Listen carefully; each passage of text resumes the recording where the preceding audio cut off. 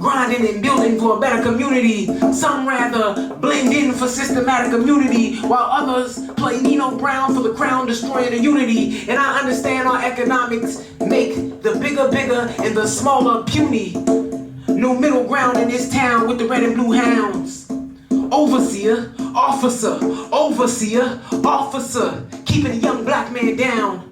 With the stigma in head, they keep us locked down.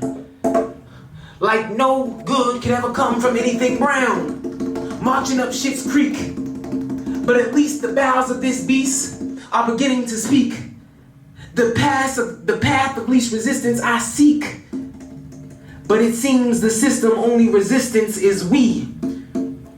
So what you gonna do? Live on your feet or die on your knees? The guns, the drugs, the morals, the ethics. Look what this tech did, I can't respect it. We ain't put them here, so why do we touch it? Somebody give me the facts. Some say it ain't where you're from, it's where you're at. What's up with this regionalist tack? Label crabs in a barrel while they neglect the habitat. Is it ironic that they only gentrify where black is at?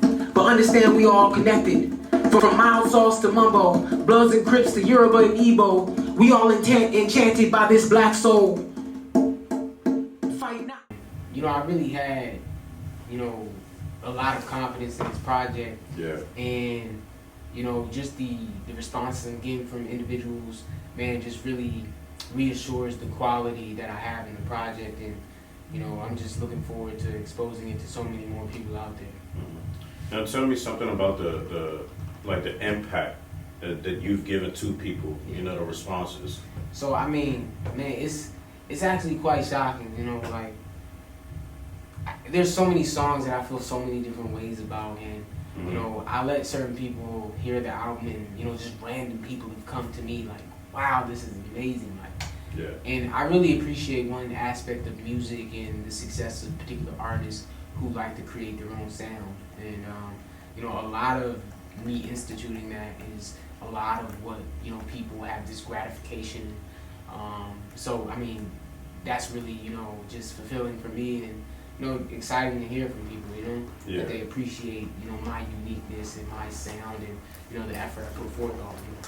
What type of expectation did you have for the album before you dropped it? So, I mean, honestly, bruh, I had I honestly had no expectation, I know what I wanted from it, and that's exactly what I got. Like, I try my best not to quantify anything because I know the quality's there. Yeah. And so all it takes from there is just exposure. Like right now, I would say for where I am in my career and doing music, I'm in a great space. Yeah. And just 1 month it might do a lot. 1 month it might do so much more. So, it's not based on time. It's something that's just there, and as soon as that exposure hits, it pops. So if you could have done anything different with the album, what would that be? Nothing. Nothing? Honestly, nothing. Because I don't want to first and foremost, I don't want to disrespect my process, by carrying any regret forward. Because some of those things that I initially may have wished I'd changed, after listening to the project and hearing some of the testimonies, and some of the things that I would have changed, some people really appreciate. Yeah. So it's like, not only do I get to take certain things and learn from them and create a better product, I'm getting, a sense of gratification and thanks and things that I didn't think I would. So ultimately, I changed nothing, right? Like, for real. So kind of give the people, explain to the people why we are here right now. Oh, man. What brings us here today? The beans, man. I just want to say to everybody out there, everybody watching, something amazing just happened. Like, amazing. Like, legendary. Like, Can I ask you more questions about it? Like, okay. Can I go into details? Because, so that's what I was getting at. So should I tell them what's going No, on? don't tell them that. Okay. Go off of me, okay? Okay, so basically people, history just went down. Now I don't even want to speak on it. Honestly, I don't. I want to just drop like little snippets here and there and then drop the interview. But basically we just did a rehearsal, or ASOL just did a rehearsal for 2 tracks that's on the album. He will be performing these 2 tracks and at some of the familiar concerts that we are all familiar with. But basically, just go ahead and tell me, what was the feeling? What did you feel being in front of a band performing behind you, and you just performing and rehearsing 2 songs off your album? What was that feeling you had? So first and foremost, there was an excitement, a great excitement, and a great discomfort, or a sense of uncomfort. So break down the excitement first. Okay. The excitement was, wow, I get to create this new element or this new dimension of my music that allowed people to grasp the music, the lyrics, and the overall context in a different way, and it was just amazing to not only see that manifest in what exactly or how people would actually perceive it, but experience it as a person, because it was so amazing for me. Amazing. Amazing.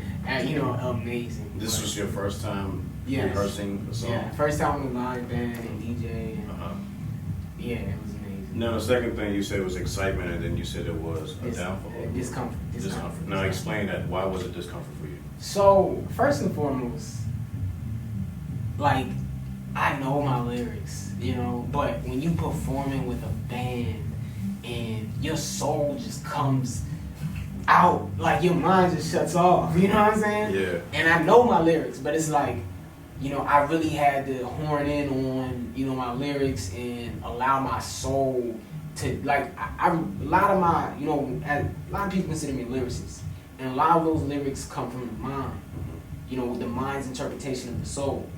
And it's ultimately an expression of the mind.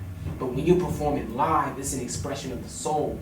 So you got to work backwards. You got to take those expressions of the mind and make it an expression of the soul. And so ultimately, the discomfort was getting through that process. And, and as I mentioned, it was excitement and discomfort. So, that discomfort was the comfort itself. Because once I embraced it, it was magical. It just made it so amazing. Stress, anxiety, everything I had before all of this, just went away. You know what I mean? In the midst of it, I'm in a great state of joy right now. I can honestly tell you, okay, so I peeped game behind the cameras, watching you perform. I saw the discomfort. I felt it. I was watching you, and I'm like, damn, he's frustrated. Just like how I told you. You could see the frustration in you. You know what I'm saying? And it's you kept talking. I saw you sit down on stage right here, and you was talking to yourself. You was like, I know my lyrics, I know my music, I know my song.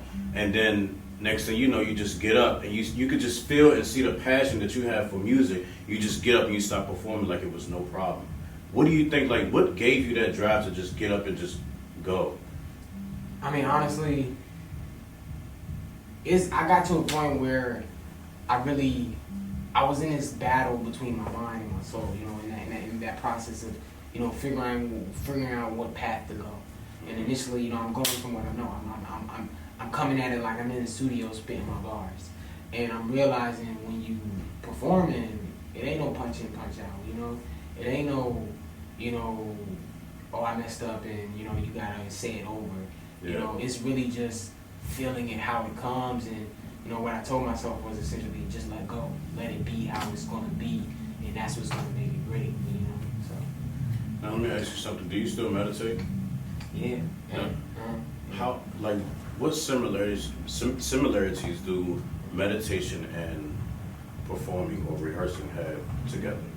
Or with each other? Yeah. So first thing I really like to clarify, and then in regard to meditation, is oftentimes people perceive meditation as sitting and breathing in some ritualistic way. Right. But meditation is observing, it's listening, and it's watching without allowing yourself to become the watcher. If you understand what I'm saying. And a part of that is letting go. It is sunyata. It is emptiness. artist. Not to say that you're removing anything, but it is simply being. And I kind of feel like you did that. That's when you got up to perform, you let whatever it was go. Yeah. It was like you was just free. You could just see the joy and the passion in it. You were happy. You were uplifted. Yeah. You know, and that's kind of why I just brung that up. But if you could give anyone, any artist, some advice when it comes to rehearsing, what would it be? I mean, I think we really gave him the roadmap in what we mentioned so far. Like, really let it go. You know, like I think that's how you find your uniqueness. Like, there was a special song that came about on the fly. It was just something we did live here that it just came to me. The song just came to me. You know, the band started playing some jiggy stuff. I'm like, What was the song? If I were to name it, I think I would name it like Best Friend. Best Friend, Yeah. and I put like make it a acronym or I make it an acronym like with dots. And but yeah, the song, but I basically like, for example, that incident and how that just came about. I would just say honestly, man, like when you come and you rehearse and you plan on doing your music live, especially with a band that really allows that soul, that context, that true essence of your music to project to an audience and to a setting of viewers, whether through social media or physically. When you're performing live, man, like we mentioned, like let go of glum, like meditate with that shit, like be the artist. You know what I mean? Like be the artist that you are. And if you really struggle with understanding what I'm saying, then maybe you should really take a step back and really look at who you are as an artist. Definitely.